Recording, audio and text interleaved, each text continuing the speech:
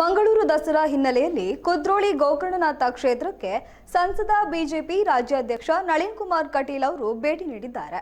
ಕ್ಷೇತ್ರದ ಅಭಿವೃದ್ಧಿಯ ಹರಿಕಾರ ಕೇಂದ್ರದ ಮಾಜಿ ಸಚಿವ ಬಿ ಜನಾರ್ದನ ಪೂಜಾರಿ ಅವರನ್ನು ಭೇಟಿ ಮಾಡಿ ಅವರ ಆಶೀರ್ವಾದ ಪಡೆದರು. ಈ ಸಂದರ್ಭದಲ್ಲಿ ಮೇಯರ್ ದಿವಾಕರ್ ಪಾಂಡೇಶ್ವರ, ಶಾಸಕ ವೇದವ್ಯಾಸ್ ಕಾಮತ್, ರಾಜ್ಯ ಕಿಯೋನಿಕ್ಸ್ ಅಧ್ಯಕ್ಷ ಹರಿಕೃಷ್ಣ ಬಂಟ್ವಾಳ್, ಬಿಜೆಪಿ ಮುಖಂಡರುಗಳಾದ ರವೀಂದ್ರ ಶೆಟ್ಟಿ ಉಳಿದೊಟ್ಟು, ಜಗದೀಶ್ ಶೆಟ್ಟಿ ಬೋಳೂರು ಮತ್ತಿತರರು ಜೊತೆಗಿದ್ದರು.